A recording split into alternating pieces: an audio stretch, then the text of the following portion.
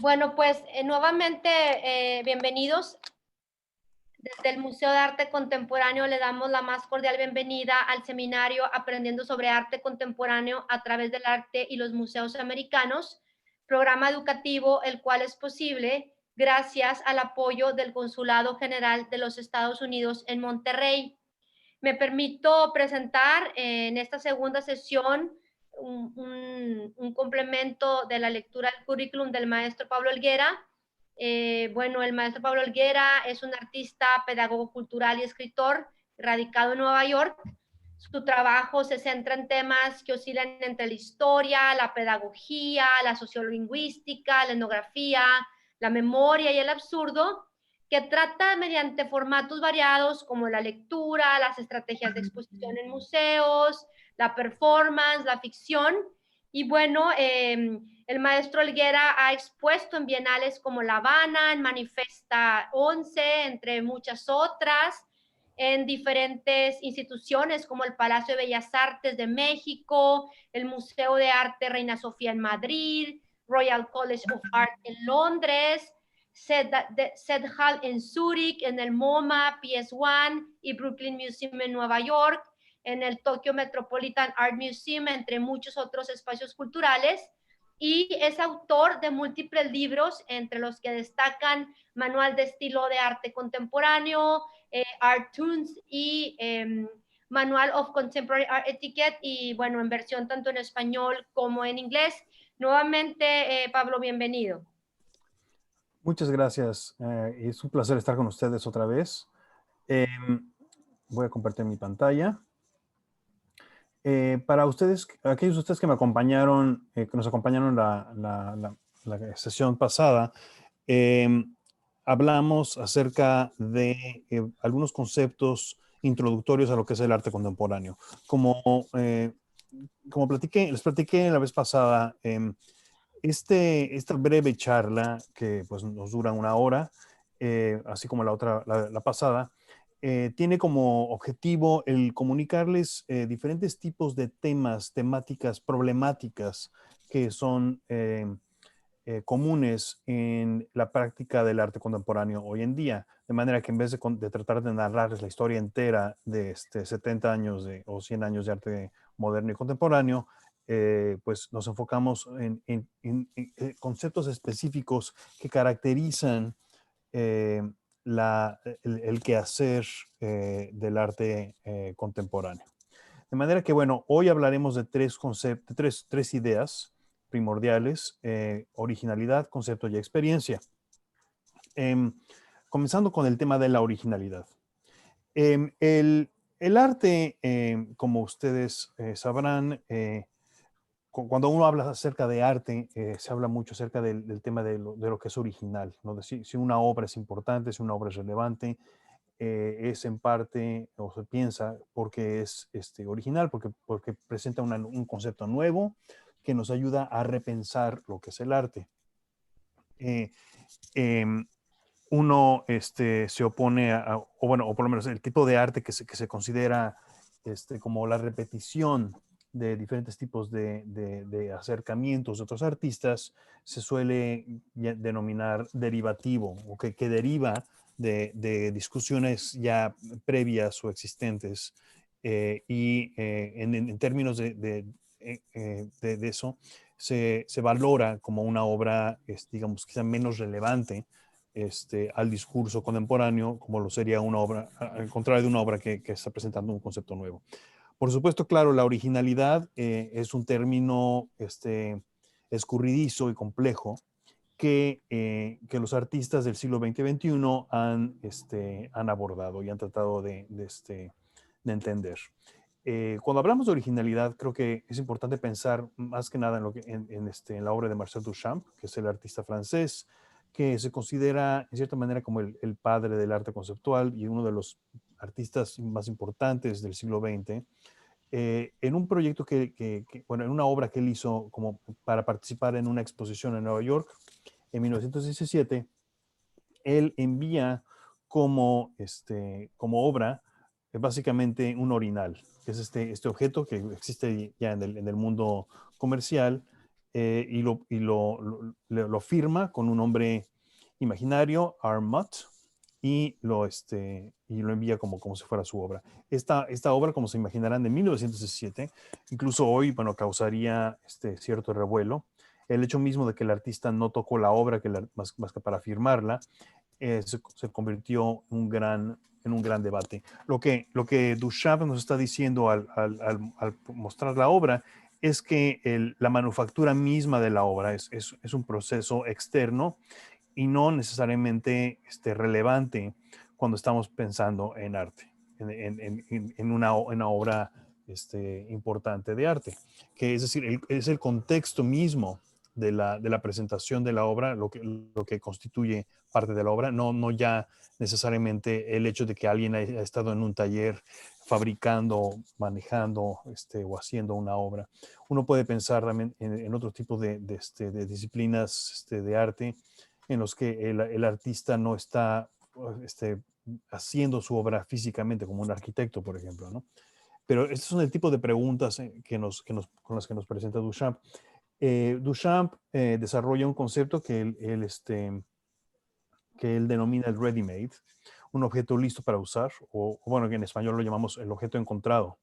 Un objeto que tiene cierta función específica, pero al cual el artista reutiliza para darle un nuevo significado. Entonces, este es el caso de esta obra, Rueda de Bicicleta, en la colección del MoMA, muy famosa, que consiste básicamente en esta yuxtaposición de dos objetos perfectamente comunes,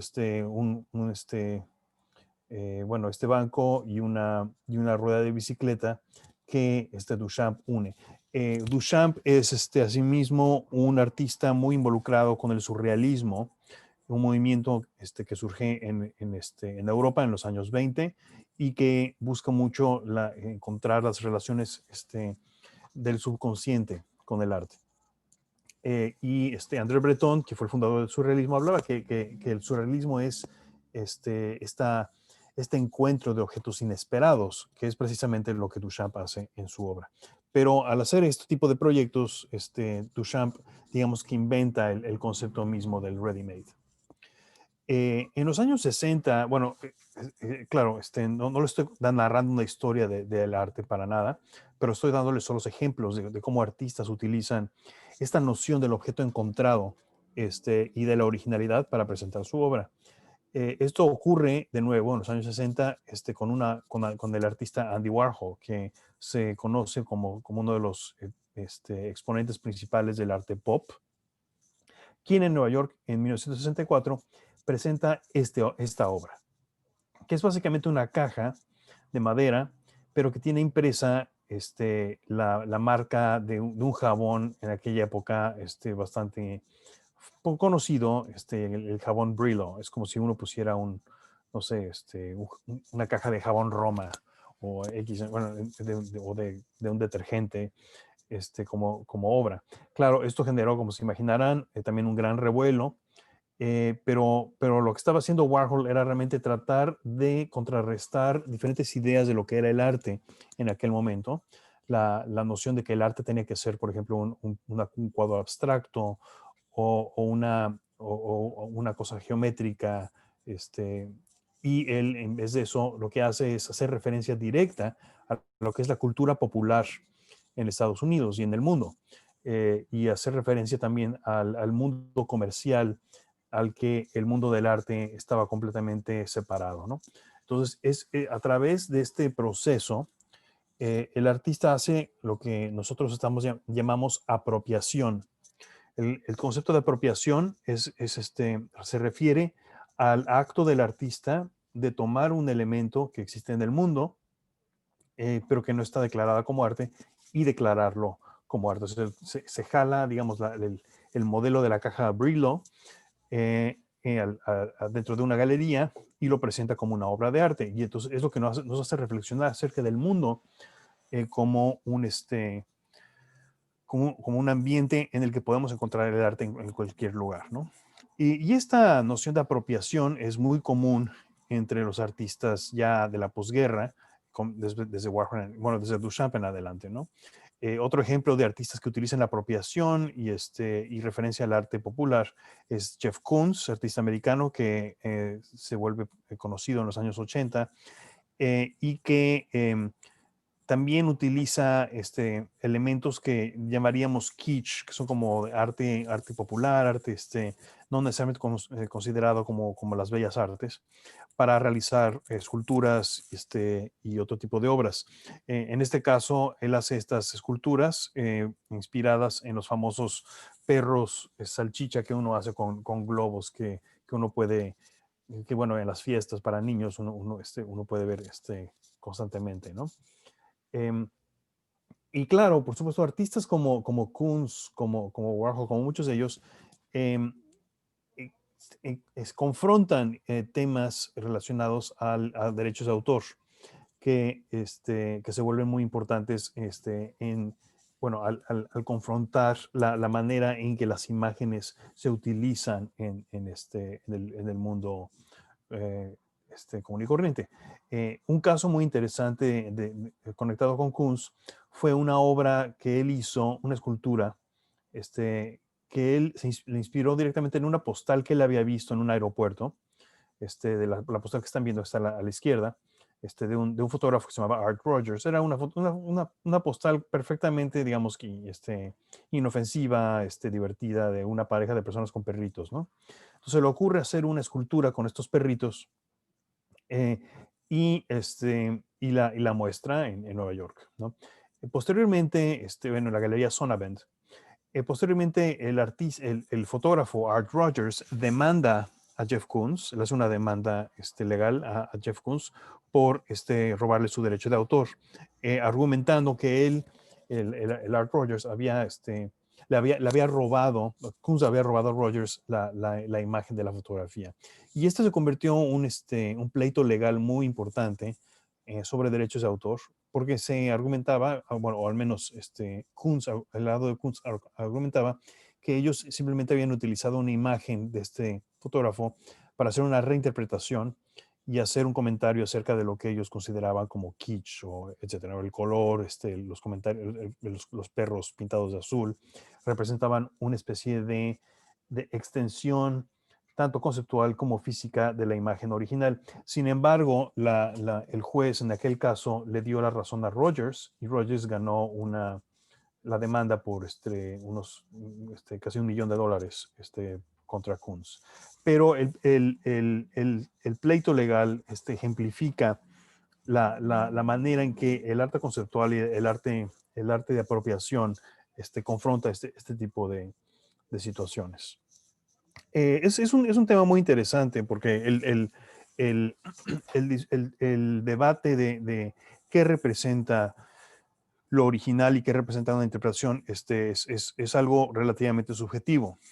Y muchos artistas han permitido que su obra penetre en otros aspectos del mundo sin declararlo como original. Un ejemplo es la obra de Alberto Corda, que es fue un fotógrafo cubano, quien tomó esta fotografía que imagino que todos ustedes pueden reconocer, es el Che Guevara. Es una fotografía que también, como sabrán, es popular y bueno, digamos que una imagen icónica de la Revolución Cubana.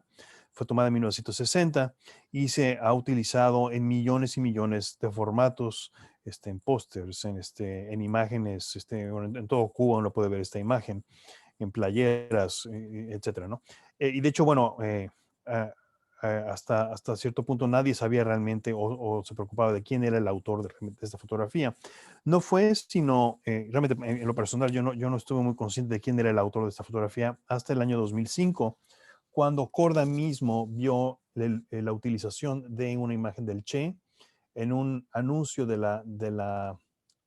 vodka Smirnoff. Y ahí pueden ver el anuncio de Smirnoff utilizando la imagen del Che, que a Corda le pareció completamente inapropiado y demandó por una fortuna a Smirnoff y ganó, porque la imagen era de Corda mismo, ¿no? Y él estaba en contra del tipo de interpretación que este tipo de anuncio realizaba, dado que, según él, bueno, no solo el Che Guevara estaba en contra del capitalismo, sino que él mismo ni siquiera bebía alcohol, ¿no? pero son temas interesantes que se conectan con el tema de la apropiación. Y dentro del tema de la apropiación es interesante también pensar en la obra de Elaine Sturtevant, una artista que justo acaba de fallecer hace unos años, y cuya obra tenía que ver con apropiación, pero de una manera muy explícita, al punto en que ella iba a ver a los artistas que ella admiraba o que les parecían interesantes y les pedía permiso para copiar su obra de manera idéntica, exactamente como ellos la habían hecho. Entonces, por ejemplo, ella se acerca a Warhol y le dice, me gustaría hacer una obra, me gustaría hacer un Warhol, ¿no? Entonces, ella utiliza la misma técnica exacta del artista para producir un Warhol, que claro que no se presenta como una falsificación del original, sino se presenta como una, ¿cómo se diría? Como una obra independiente que es a la vez como un doble de la obra original. Entonces, de manera que en el caso de Sturtevant, del artista Sturtevant, lo que le interesaba era cómo su obra podría ser un espejo directo de la obra de otro, sin pretender ser la obra misma, la obra original del otro, pero funcionando como su perfecta representación en este otro ámbito, que es el ámbito de la autoría de Sturtevant. Y claro, bueno, tenemos muchos casos de artistas que utilizan la apropiación hoy en día, y es importante entender las razones de la apropiación y la diferencia entre la apropiación y lo que sería el plagio. Es decir, no es lo mismo que yo, por ejemplo, yo haga una imitación de un cuadro de Picasso, por ejemplo, y lo ponga en el mercado y yo gane dinero a través de eso, presentándolo como la obra de otro. El artista que está vinculado a la apropiación presenta su obra como su obra misma y también admitiendo que ha habido un proceso mismo de apropiación. Es un proceso conceptual. Este es el caso del artista Kenny Goldsmith, quien es más bien escritor, es poeta. No se presenta como artista visual, se presenta como poeta, pero utiliza estrategias del arte visual para hacer su obra. Y genera mucha polémica en general. Y un ejemplo de una obra suya se llama Day, que es un poema que es explícitamente, exactamente, letra por letra, palabra por palabra, la reescritura de una edición del New York Times, de un día en particular, que creo que fue del 11 de septiembre de 2001. Es decir, él tomó el periódico del New York Times y lo que hizo fue sentarse a reescribir palabra por palabra, desde la primera letra hasta la última letra del periódico, todo lo que era el periódico, ¿no? Entonces, en cierta manera, lo que Kenny Goldsmith está haciendo en este proyecto es similar a lo que hace Duchamp, lo que hizo Duchamp en 1917, es decir, coger un objeto, replicarlo y presentarlo en un contexto completamente nuevo. En este caso, Goldsmith lo que lo hace es presentarlo como poesía, ¿no? Entonces, pensar en un diario, en un periódico, con los anuncios, con todas las cosas más pedestres que uno se puede imaginar, pero presentarlo como si fuera un periódico. En fin, eso es lo que llamaríamos la relación del arte contemporáneo con el tema de la originalidad y en particular con el tema de la apropiación. Ahora, el concepto. Hablé ya anteriormente acerca de lo que es el arte conceptual, pero aquí vamos a explicarlo un poquito mejor quizá. Todo arte, toda obra, bueno, supuestamente tendría un subtexto, una motivación, algo que está detrás de la obra. La obra no es, está conectada con quizá las intenciones del artista, con las ideas mismas del artista en hacer la obra. Y la obra es esa representación de las ideas, ¿no? A lo largo del siglo XX y siglo XXI, los artistas que buscan llevar al arte a sus últimas consecuencias, buscan quitar, digamos, aspectos del papel del artista dentro de la obra para depurar, digamos, lo que es la obra misma. Un ejemplo es Laszlo Moholy-Nagy, que fue un artista húngaro, que fue profesor del Bauhaus, una escuela muy importante de arte en Alemania, quien en una de sus obras de los años 20 decide hacer una pintura por teléfono. Esto quiere decir que él llama a una fábrica, a una persona que le va a hacer este cuadro, y él describe qué es lo que quiere exactamente a través de una descripción verbal por teléfono. Y le dice, bueno, quiero un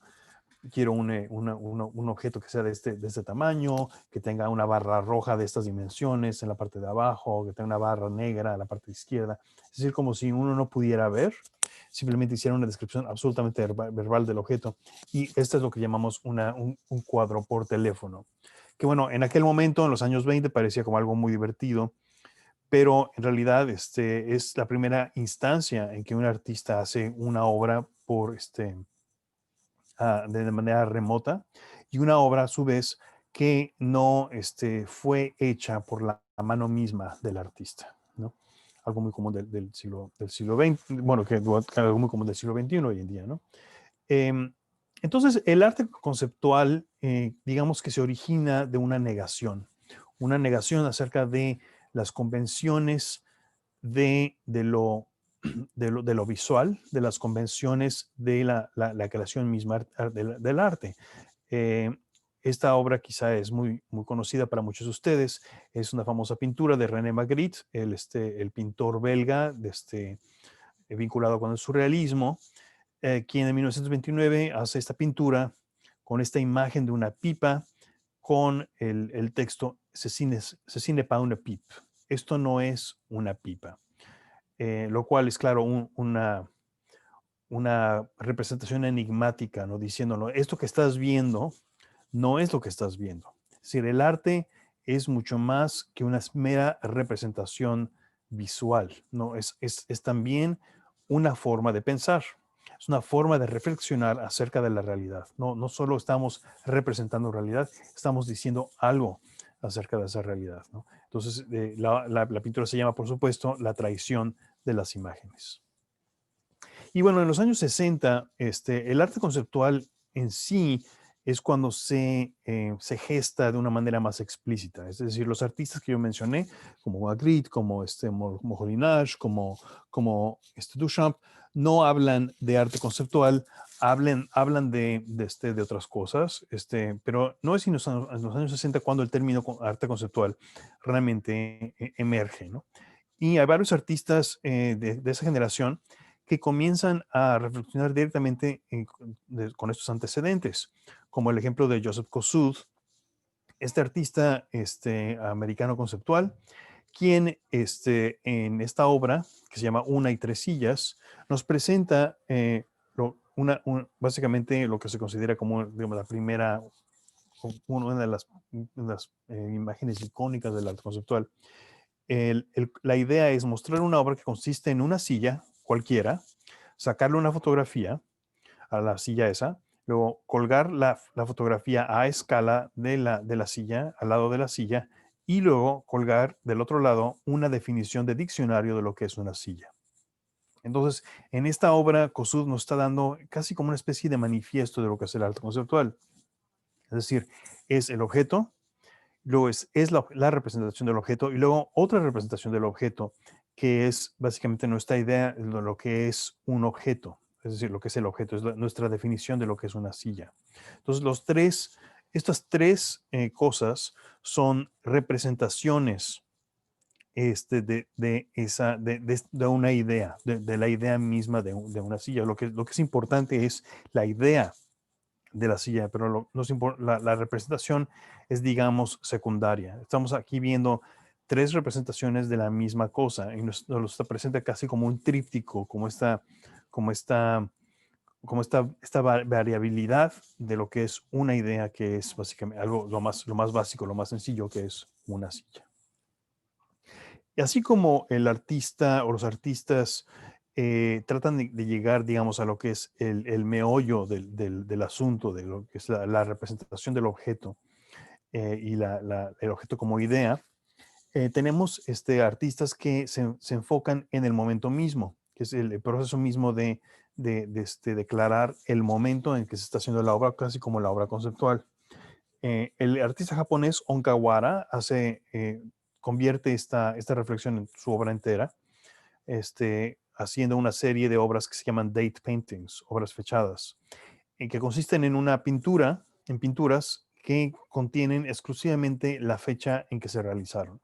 Entonces, este cuadro, Onkawara lo realiza el 9 de enero de 1973. Si, de acuerdo con sus propias reglas, si él no llegara a terminar la obra ese día del 73, entonces tendría que destruir la obra al final del día, ¿no? Entonces, la obra solo se produce en un día y se tiene que terminar, empezar y terminar ese mismo día, ¿no? Entonces, su obra entera, que son una serie de muchísimas pinturas, básicamente marcan este momento como la obra misma, el 9 de enero de 1963. Entonces aquí estamos encontrando otro tema muy, muy importante del arte conceptual, que es la autorreferencialidad. Es decir, en el siglo XX y en el siglo, bueno, en el arte moderno del siglo XX, la abstracción, la invención de la abstracción está muy vinculada con la noción de que el arte solo se puede explicar por sí mismo. Es decir, que no hay una explicación externa al arte, que la obra es y tiene su propia lógica interna, tiene su propia manera de ser, y no deberían haber como reglas externas de lo que debería, de cómo debería verse, cómo debería de ser. Hay como una cierta internalidad en la obra misma. El artista americano Robert Morris toma este concepto también a sus últimas consecuencias, realizando este hermoso objeto, según yo, se titula Caja con el sonido de su fabricación. Es una obra de sonido que es básicamente uno cuando ve la obra es una caja que está en en un pedestal, y hay una grabación que uno puede escuchar del proceso mismo de la creación de la caja. Es decir, son 3 horas digamos, de sonido en los que uno puede estar escuchando a Morris cortando la madera, con el serrucho, digamos que preparándose y armando la caja que uno está viendo. Entonces, es un poco una referencia a, digamos, la gestación misma de la obra, o sea, el génesis de la obra, que es algo que para nosotros bueno, para aquellos nosotros que nos interesa el arte, en la historia del arte, es fascinante saber cómo hizo el artista este objeto, cuáles fueron las condiciones, y bueno, él nos presenta el proceso mismo de la fabricación del objeto como la obra misma. Y bueno, claro, en términos de México, me pareció importante al menos mencionar un par de obras conceptuales que quizá muchos de ustedes ya conocen, pero que nos ayudan a pensar un poco cómo los artistas en México utilizan el arte conceptual para realizar su obra. Aquí ya estaríamos hablando de arte postconceptual, que es un arte que viene muy posterior digamos, a la década de los 60. Y obviamente es una obra de Gabriel Orozco, que presenta en el Museo de Arte Moderno lo que fue una de sus primeras exposiciones importantes, un proyecto que hizo para el MoMA en los años 90. Esta obra consiste simplemente en una página del directorio telefónico de Nueva York, en el que Orozco borra diferentes partes de la página para solo incluir un nombre, que es el nombre que se puede ver como en la parte superior derecha de la hoja, que es María. La palabra María. En aquel momento, según tengo entendido, Gabriel tenía una novia que se llamaba María y creo que le gustaba ese nombre. Entonces es casi como una obra un poco sentimental, yo creo que es hermosa, porque es raro en el caso de Orozco, ¿no? Simplemente borrar todo lo que es el directorio. Bueno, no se borra por completo, pero bueno, si recuerdan los directorios telefónicos, yo creo que ya no se hacen hoy en día. Tenían esta tinta que era medio pegostiosa. Entonces creo que era relativamente fácil de borrar, pero no por completo. Entonces lo ves casi todo borrado con la excepción de la palabra María. Y claro, la obra que causó quizá mayor revuelo en su carrera, que es La caja vacía de zapatos. Esto es cuando se le invita a Gabriel Orozco a exponer en la Bienal de Venecia y Orozco como respuesta decide mostrar esta caja completamente común y corriente de zapatos, completamente vacía. Entonces es una referencia de nuevo al objeto encontrado, es una referencia a lo que es la noción misma del contenido. ¿Qué es lo que significa? Es lo que nos decían, lo que me preguntaban en la sesión pasada. Bueno, pero ¿qué significa esto? ¿Y quién me va a decir qué significa y cómo me entero yo? ¿Qué es lo que significa la obra? ¿No? Como yo les decía, bueno, la obra puede tener muchos significados, ¿no? Es decir, uno no puede nunca simplemente determinar que hay un significado X a tal obra. El mundo de reinterpretaciones de una obra es infinito. Y entonces nos muestra aquí Orozco algo que es parece crucial en el proceso mismo del arte conceptual, que es un objeto que está vacío. Y ese vacío es algo que nosotros tenemos que entender, tenemos que reflexionar acerca de él. Bueno, lamento que me tenga que mover tan rápido, pero quiero que tengamos una pequeña conversación al final de esto. Entonces, le estoy mostrando este tipo de obras y espero poder provocar al menos inspirar algunas preguntas que podamos tratar después.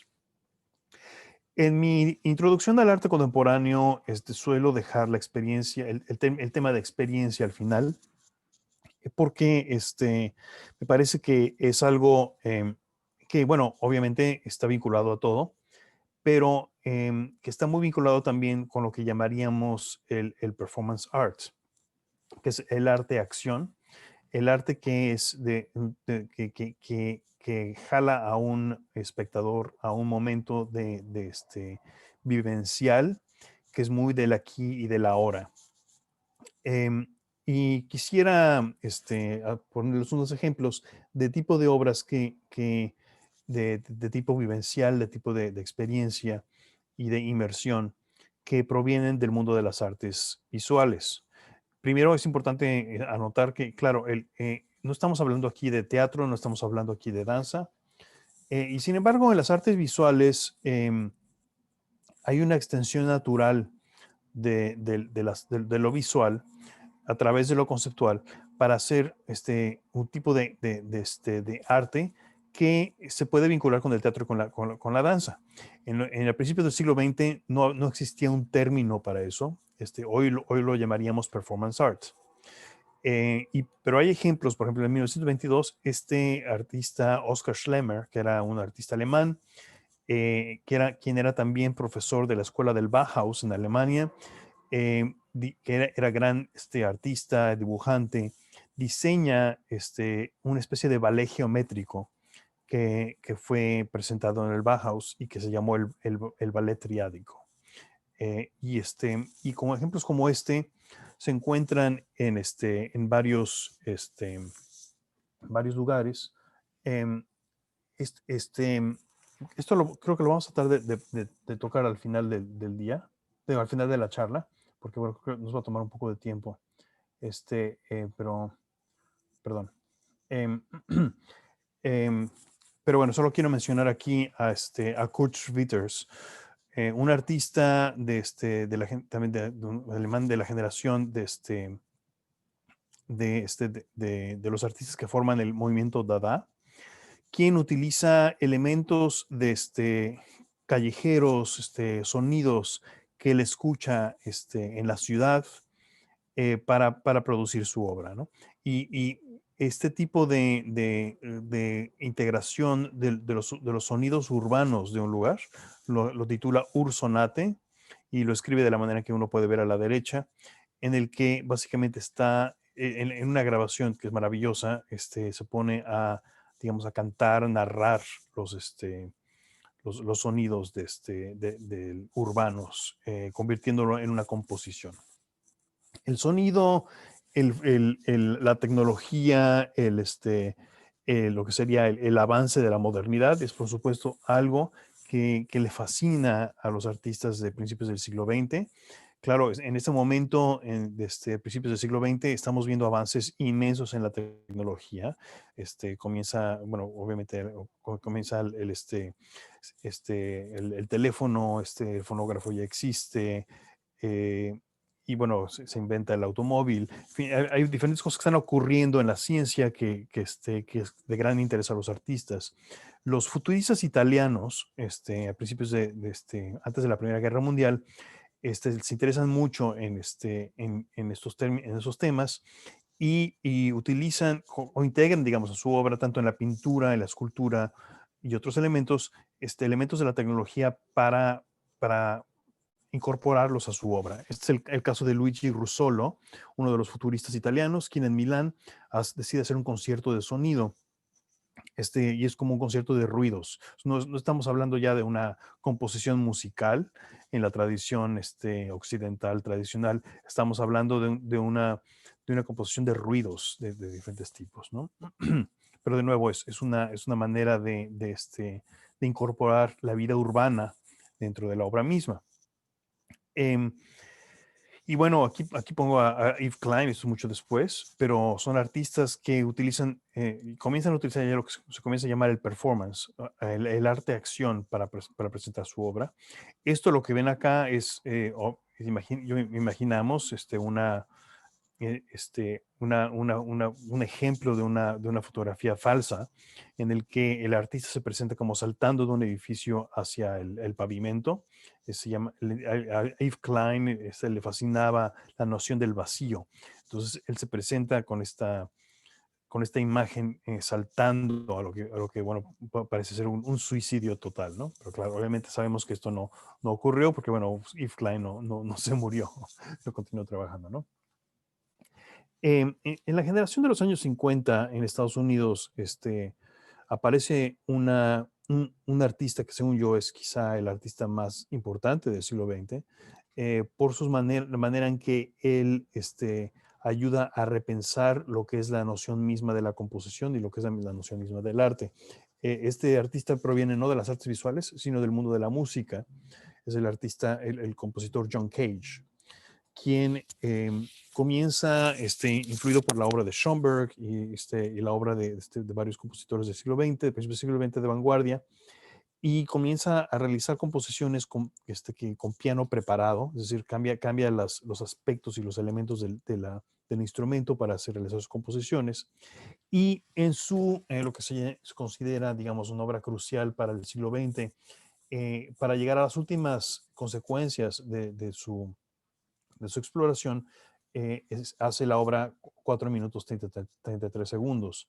Es una obra que básicamente consiste en 4 minutos y 33 segundos de no tocar el piano, de no hacer absolutamente nada. Entonces, claro, es una obra que genera todavía mucha controversia. Es como la caja de zapatos de Gabriel Orozco. Es este vacío, lo que uno podría llamar el vacío.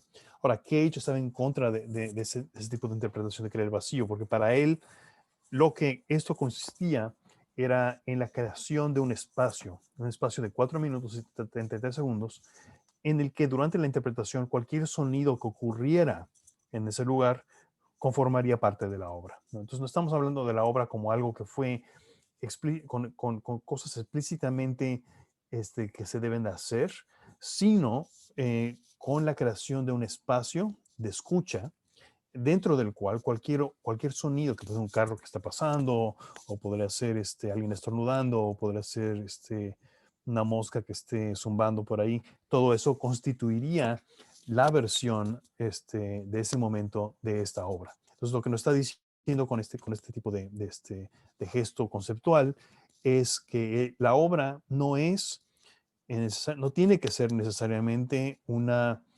recreación de las intenciones particulares de algún momento de un artista, sino la presentación de un espacio dentro del cual cualquier cosa pudiera ocurrir.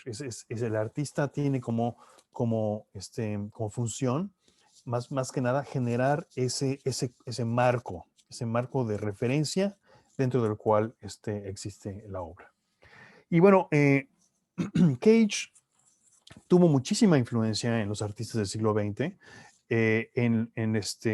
en los años 50 se le invitó a dar clases en una escuela que es donde voy a estar enseñando ahora, el New School. Y muchos de los estudiantes de Cage tuvieron mucha influencia de su noción de lo que era el performance, lo que era la composición, y generan un proyecto, un grupo este, de, este, de artistas conceptuales que se denominan Fluxus.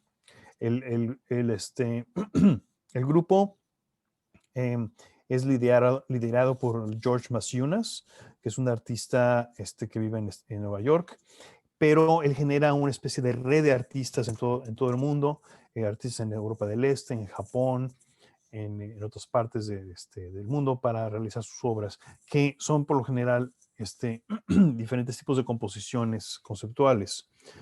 Quizá una de las obras más importantes es de un artista que seguramente ustedes conocen, Yoko Ono, quien era artista visual antes de conocer a John Lennon y antes de formar parte de los Beatles, y continúa siendo un artista visual de enorme relevancia,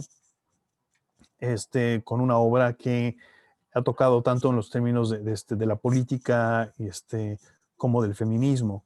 En esta pieza de 1965 que se llama Cut Piece, Ono se presenta en un escenario que estaba creo que en el Carnegie Hall de Nueva York, con unas tijeras que se colocan enfrente de ella, invitando al público a subirse al escenario a cortarle una parte de su traje. Entonces, una serie de espectadores suben al escenario y van cortándole pedazo por pedazo parte de su vestido. Es un acto realmente, pues, si uno lo comienza a pensar, pues de increíble agresión, en el que uno está desnudando al artista, ¿no? Y claro, uno puede ver cómo comienza de una manera muy leve y más, los espectadores empiezan a arriesgarse más a cortarle diferentes partes del vestido, el brasier y demás, ¿no? Pero es un proyecto en el que invita al público a participar en este tipo de experiencia. Y bueno, ¿qué otra experiencia más importante quizá para muchos de nosotros que hemos en los últimos años que la obra de Marina Abramovich, de quien ya hablé en la sesión pasada, cuando tuvo su gran retrospectiva en MoMA, en el Museo de Arte Moderno, hasta 10 años, decidió presentar un performance muy sencillo, y a la vez muy complejo, que consistía simplemente en ella sentarse en una silla y invitar al público a sentarse uno por uno enfrente de ella. Y uno podía quedarse lo más que uno quisiera.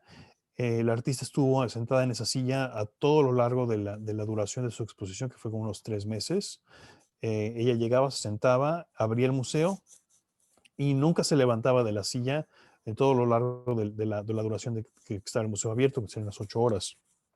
Fue un proyecto físicamente impresionante, yo creo, para una persona, cualquier persona, sentarse en una silla y sin moverse por 8 horas todos los días era increíblemente demandante.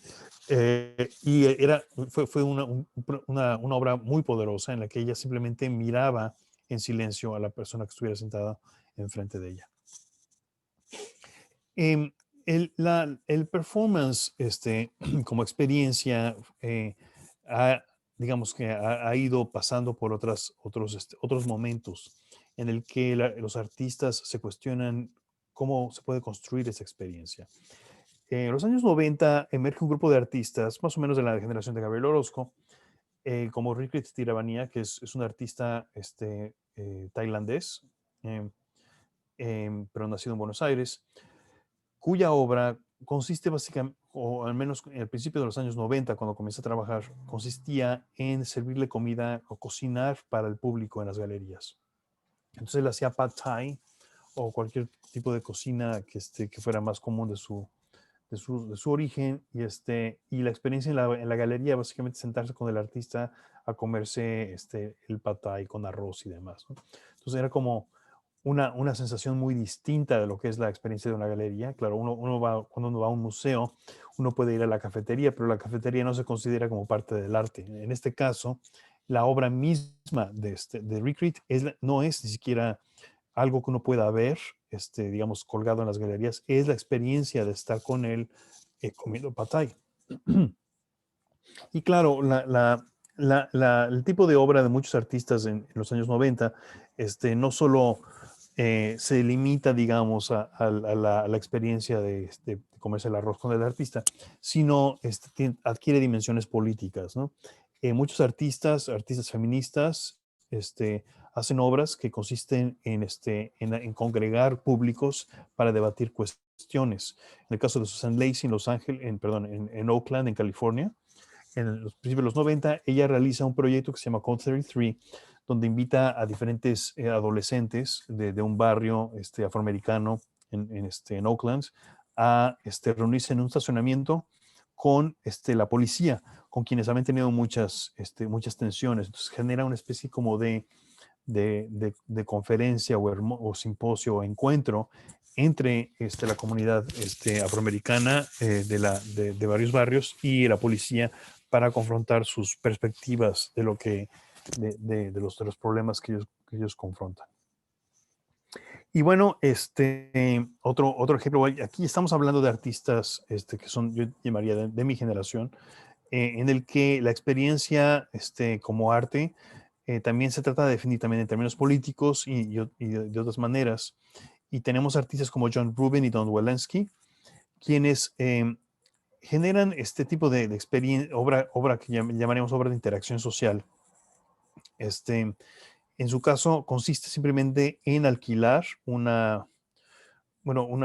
pequeño stand de comida que esporádicamente lo van cambiando de temática, ¿no? Y en el caso de este proyecto, escogen cocinar comida y vender comida a través de una ventanita de países con quienes Estados Unidos está en conflicto, ¿no? Es decir, donde están a punto de entrar en conflicto. Entonces, por ejemplo, hicieron un restaurante cubano, un restaurante afgano, un restaurante iraní y un restaurante venezolano.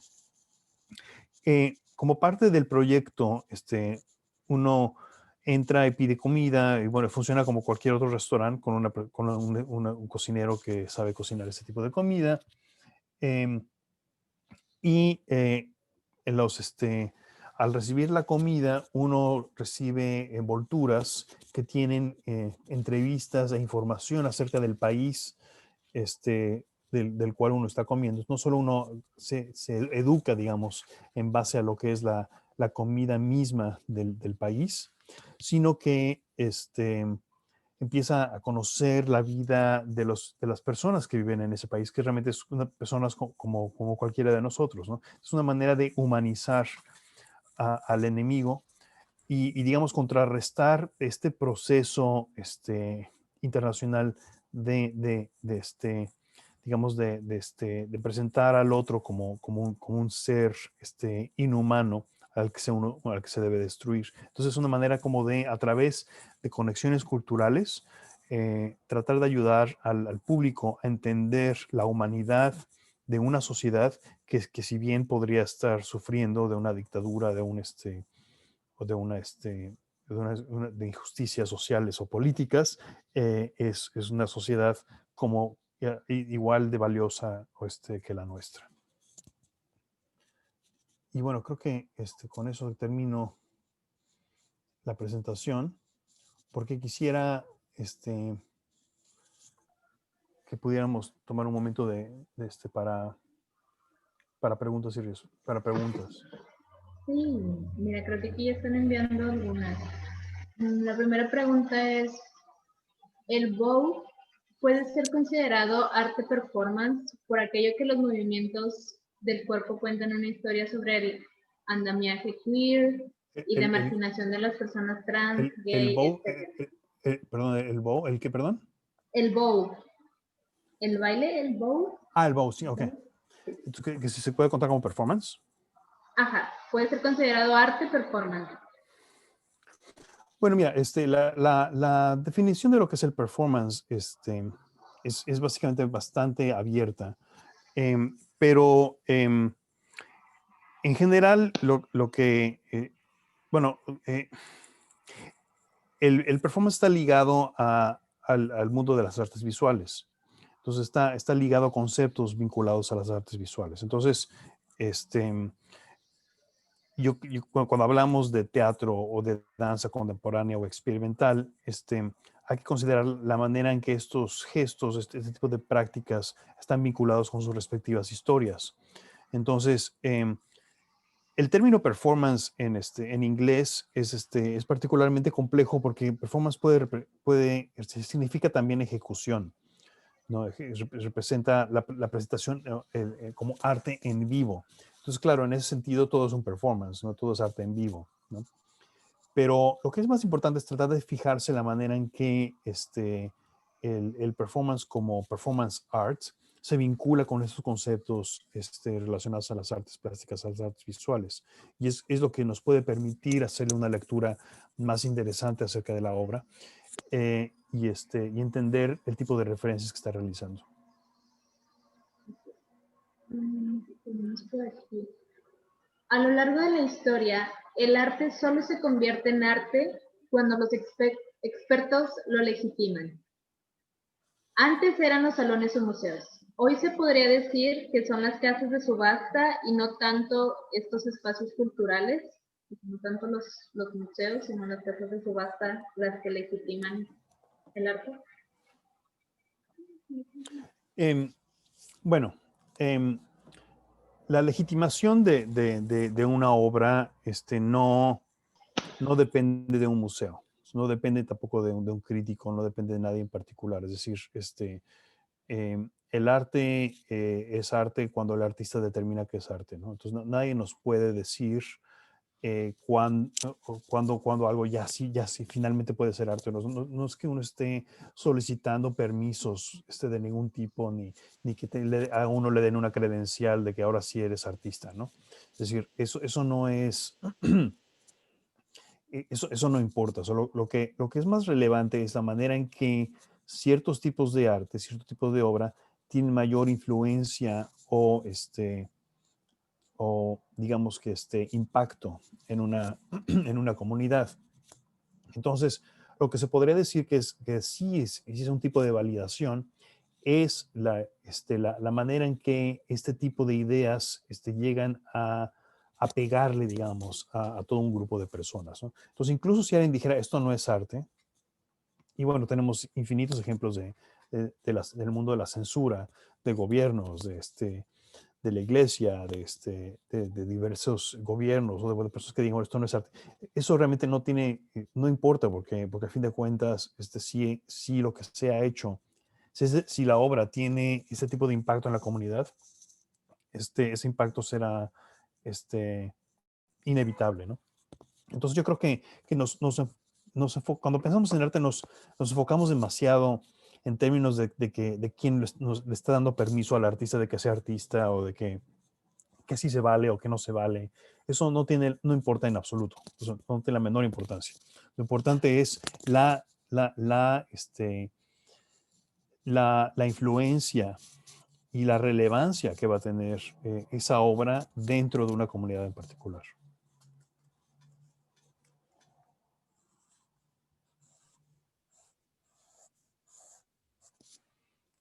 ¿Qué? No te oigo. Ya no te puedo oír.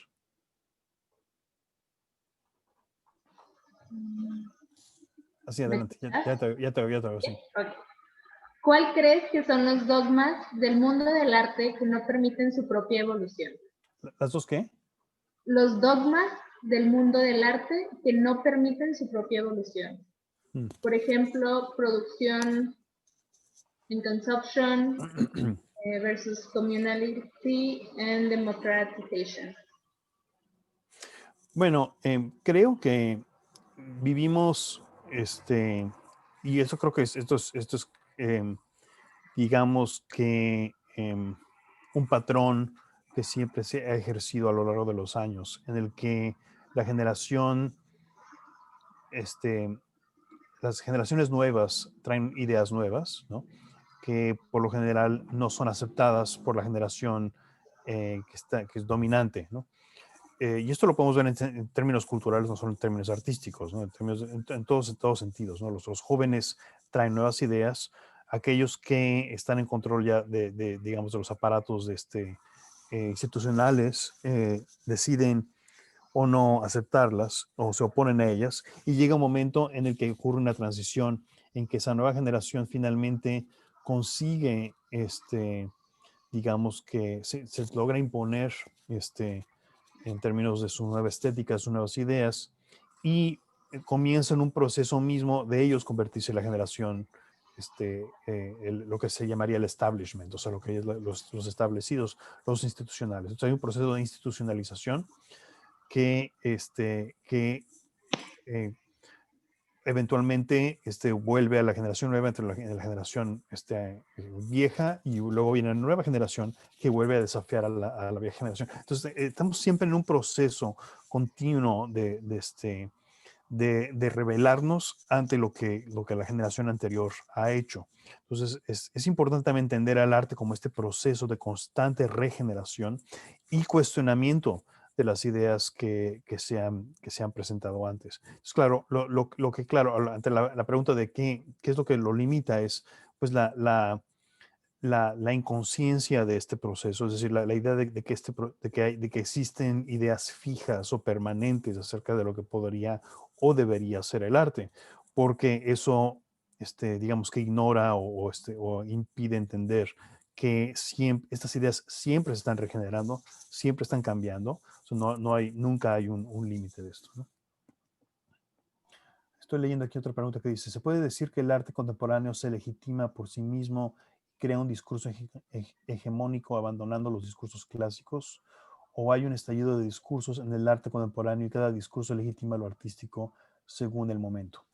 Bueno, para empezar, creo que es importante decir que el arte contemporáneo no existe como una entidad sola, es decir, hay muchísimos tipos de prácticas en todos los países, en todas las generaciones, en todos los medios. Entonces, es imposible realmente decir que existe un solo discurso y que este es un discurso hegemónico, ¿no? Hay demasiada diversidad de prácticas.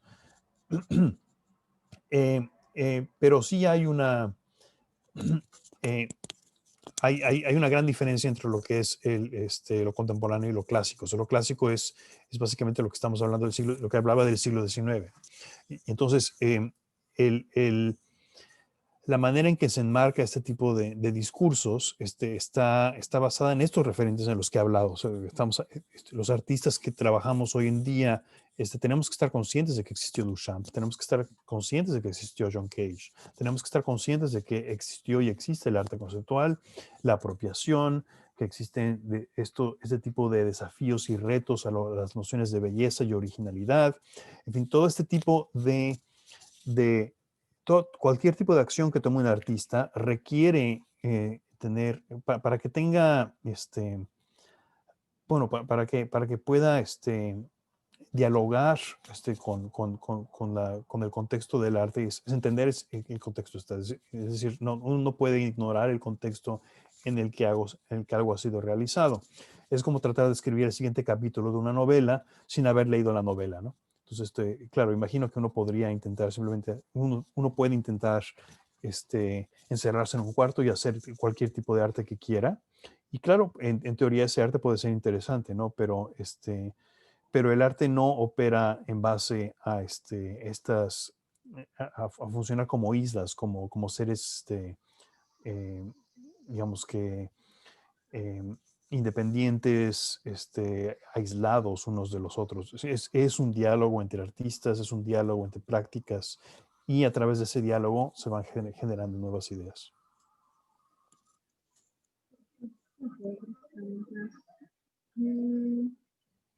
¿Dónde está la línea entre activismo, algo como Enemy Kitchen, y arte conceptual o contemporáneo? Bueno, es que algo como Enemy Kitchen es un proyecto conceptual, ¿no? Entonces, digamos que el arte conceptual no es necesariamente una postura política, ¿no? Es decir, todos los artistas, o yo diría casi todos los artistas políticos que hacen obra de índole político, son también artistas de índole conceptual. Y bueno, y también existen artistas que no son de índole conceptual, que hacen arte político, ¿no? Podríamos decir que, bueno, los muralistas mexicanos no eran artistas conceptuales, pero eran artistas de índole político. O sea, la política es, o bueno, el interés en involucrarse en cuestiones sociales, en cuestiones de clase, no está necesariamente vinculado a algún tipo de estética en particular.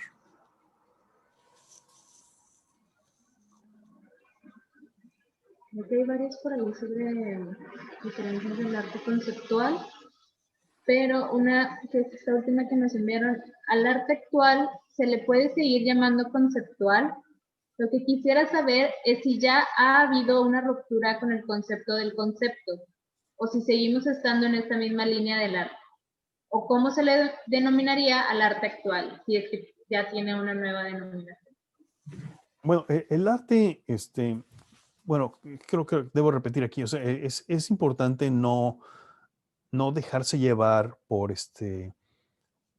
definiciones de líneas o de modas. Es decir, el arte no es, digamos, la moda del otoño y la moda de la primavera. Es decir, el arte utiliza elementos de toda la historia del arte, ¿no? Es decir, de repente yo puedo empezar a trabajar con piroxilina o con cera o con elementos o con materiales que se utilizaban hace 500,000 años, ¿no? Entonces, todos estos son como referentes que se van utilizando. Entonces, el arte conceptual es uno de esos referentes y creo que la mayoría de los artistas trabajando hoy en día tienen al menos que tener una conciencia de lo que es ese arte conceptual. No tienen necesariamente que hacer arte conceptual, pero yo creo que es casi imposible entender el arte contemporáneo si uno no entiende lo que es el arte conceptual. Digamos que la práctica contemporánea es una práctica que utiliza toda una diversidad de elementos que que es transdisciplinario, que puede incluir danza, música, teatro, literatura, y también referentes del arte, que puede incluir el arte conceptual, que puede incluir el performance, que puede incluir el video, que puede incluir la noción de composición, la noción de originalidad, la noción de apropiación. Todo esto son elementos que existen, ¿no? Pero no es, yo creo, muy útil el simplemente decir que el arte se define por X término o por X moda.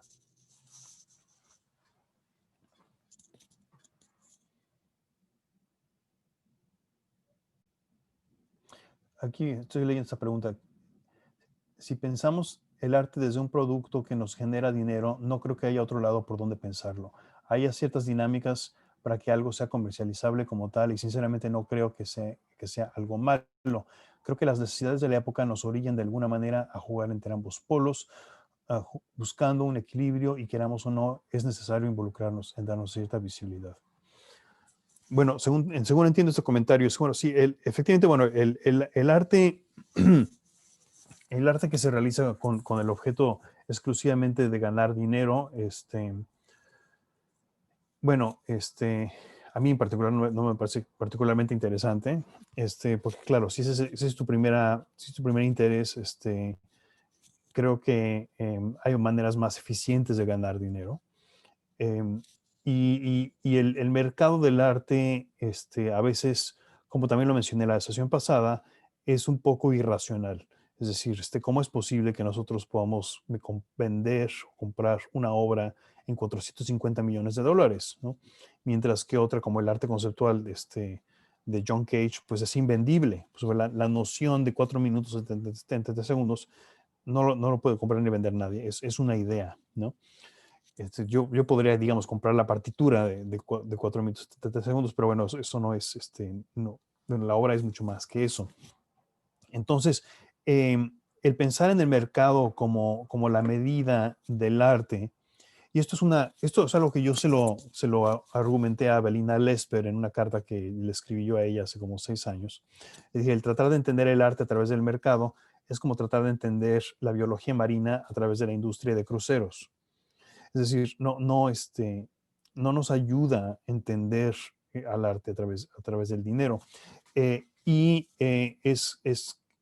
importante que, bueno, de repente, claro, es obvio que muchos artistas exitosos entran en un mercado en el que se apoya su obra y posiblemente ganen dinero a través de su obra, pero eso no es, eso no es algo que esté en el completo control del artista, ni es algo que nos ayude a entender el por qué una idea es valiosa o no lo es.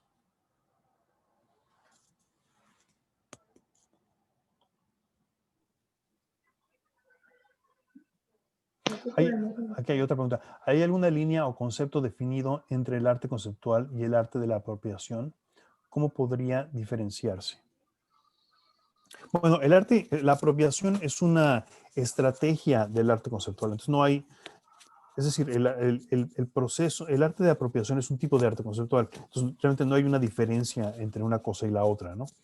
Pero como dije, el proceso mismo de apropiación es un proceso en el que el artista mismo, o bueno, o es evidente, está utilizando un referente visual o cultural que todos conocemos, como hace Andy Warhol al mostrar la caja de Brillo. Es decir, él no está diciendo, bueno, me inventé esta caja que dice Brillo. Bueno, todo el mundo sabe lo que es la caja Brillo, es como un cereal, ¿no? Que es como algo que todo el mundo conoce, ¿no? Entonces, él está simplemente presentando esa referencia y es claro que se lo ha apropiado, es claro que él lo está copiando, ¿no? Pero lo que es diferente es que él lo ha desplazado a ese elemento visual a un contexto artístico, ¿no? Entonces, eso es de lo que consiste la apropiación.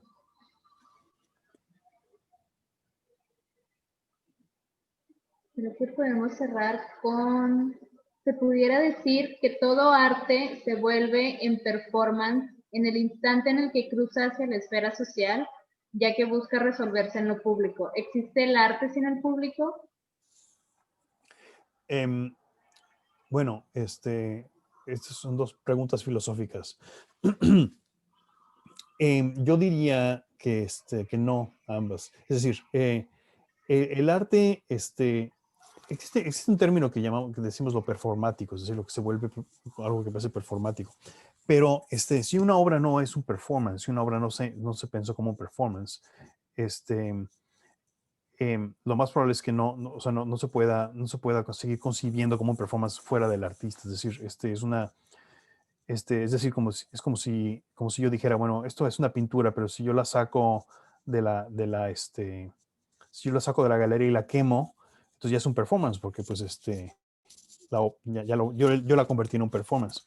Entonces, claro, quizá mi acto de haber destruido la obra, quizás sea un performance, pero la obra misma no era un performance. No sé si me explico, pero un poco esa es la idea. Y ¿cuál era la otra parte de la pregunta? A que si existe el arte sin el público. Esa es una pregunta interesante, que un poco tiene que ver con la pregunta filosófica, bueno, si un árbol se cae en medio de un bosque y nadie lo escucha, realmente se cayó. Todo tiene que ver con el término, con el término de la percepción. Los filósofos ingleses del siglo XVII, como Hume y Locke y otros argumentaban que no, es decir, que aquello que no es percibido no existe. Entonces, bueno, sin caer en absurdos filosóficos, lo que es importante establecer es que el arte es algo que existe en el contexto del público, de un diálogo, de un diálogo que involucra espectadores, a lectores, a receptores, ¿no? Y sin tener ese aspecto del diálogo, ese diálogo no puede existir. Esto, claro, no quiere decir que la obra no exista. Es decir, yo podría hacer una obra, por ejemplo, ahorita y la entierro en mi jardín y se queda ahí 100 años y de repente alguien la saca y digamos que la reconoce como obra y la obra existe, ¿no? Es decir, no es que el arte desaparezca, ¿no? El arte está, digamos, en un momento como de ausencia o como una especie de limbo. Pero lo que es importante es reconocer que el arte es más que nada este encuentro entre un receptor y un productor que entran en diálogo unos con otros. Perfecto.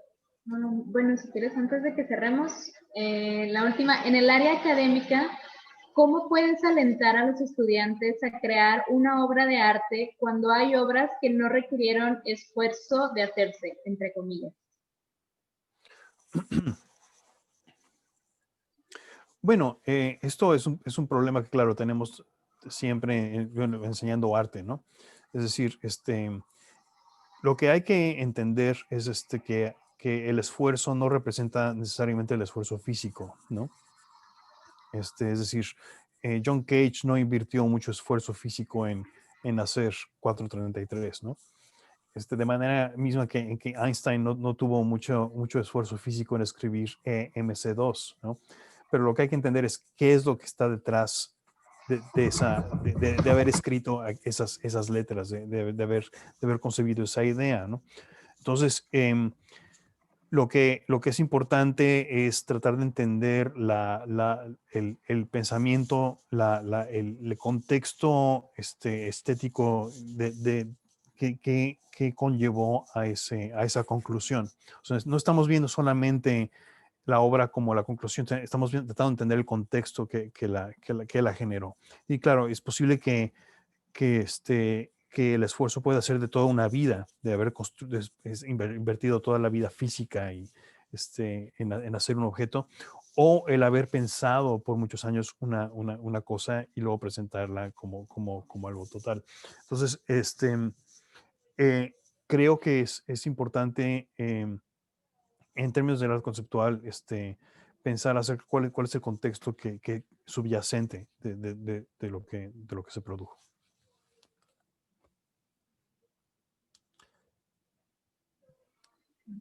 Y mira, no sé si me puedo-